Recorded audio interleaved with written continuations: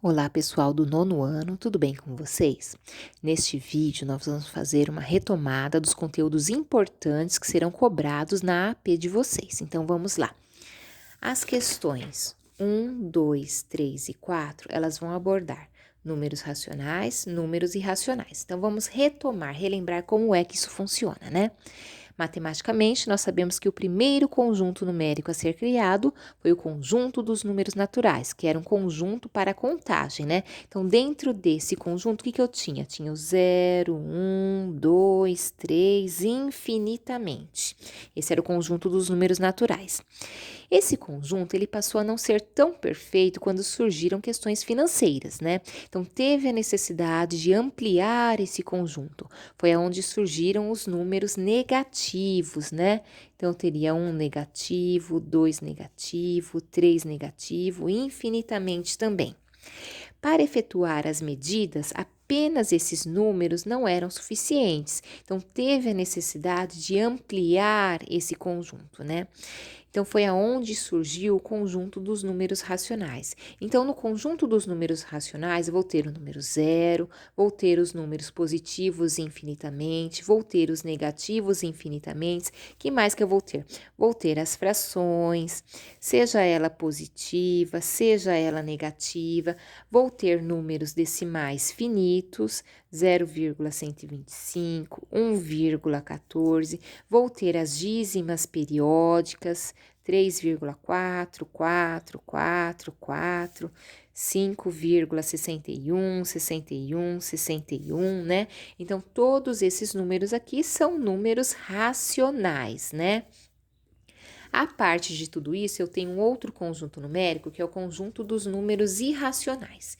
Nesse conjunto dos números irracionais, eu vou ter três tipos de números, né? O primeiro deles, eu vou ter um número decimal infinito e não periódico. Então, um número decimal que seja infinito e que não tenha uma razão lógica, que os valores não se repitam. Então, eu vou ter um número irracional. O número π, que é um número irracional muito conhecido, né? O valor aproximado do π é 3,14, mas é claro que nós usamos um valor aproximado, porque ele também é infinito e não periódico.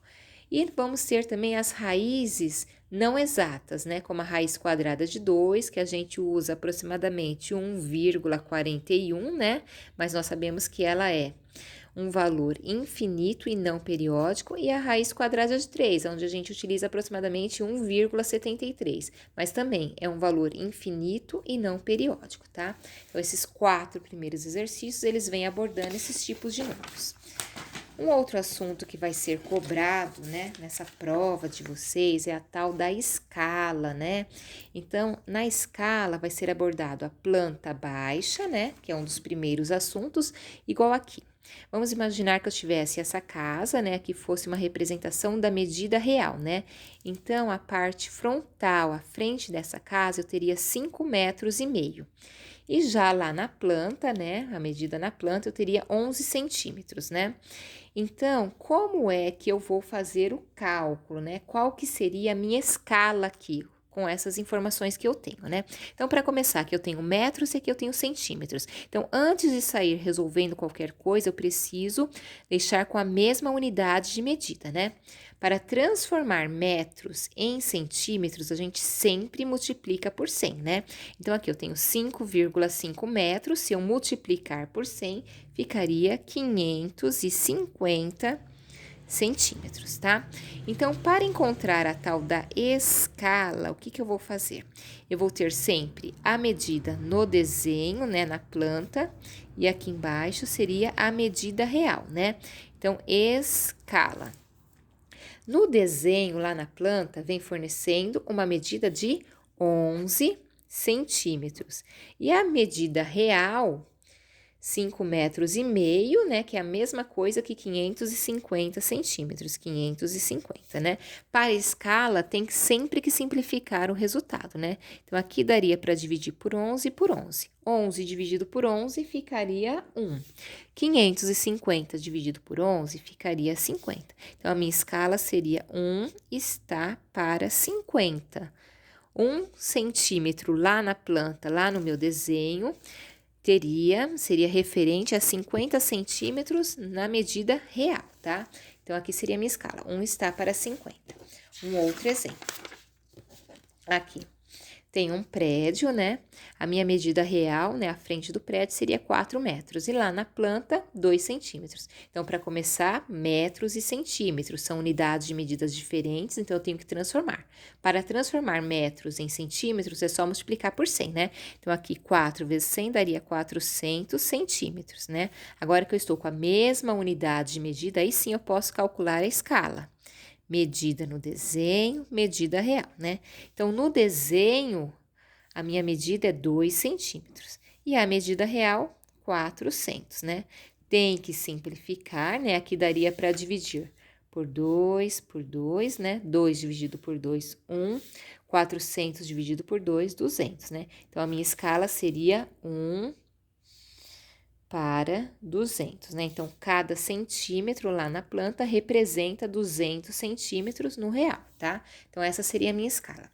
Uma outra maneira que vai ser abordada é através dos mapas, né? Então, aqui tem um mapa, por exemplo. Aqui nesse mapa tem uma escala, né? Não sei se dá para vocês verem aí. A escala tá escrito aqui no mapa que é de 1 para 1.400.000 centímetros, tá? Então, aqui eu tenho um mapa, né? Então, seria a minha medida no mapa. Se eu pegasse aqui duas cidades quaisquer, medisse lá com a minha régua e desse a distância de 2 centímetros entre duas cidades. E se eu quisesse saber qual é a verdadeira distância entre essas duas cidades, considerando essa escala aqui, né? Então, no desenho, eu fui lá no meu mapa, medi a distância entre duas cidades, deu 2 centímetros. E eu quero saber qual seria a medida real, utilizando essa escala aqui, tá? De 1 para 1.400.000 centímetros, que é a minha escala aqui, tá? Então, vamos lá, como que a gente faria essa conta, né? Então, a escala é sempre a medida no desenho, medida real.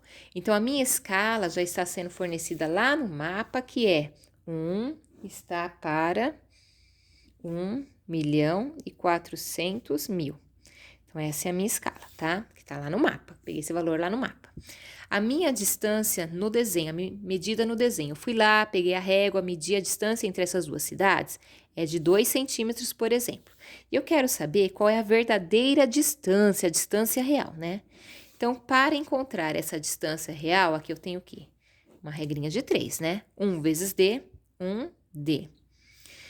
1.400.000 vezes 2, 2.800.000, né? Então, essa daqui seria a minha distância real, né? 2.800.000 centímetros. Só que falar em distância entre cidades com centímetros fica difícil a gente visualizar, né? A gente utiliza sempre quilômetros para a distância entre duas cidades, né? Então, para transformar centímetros em quilômetros,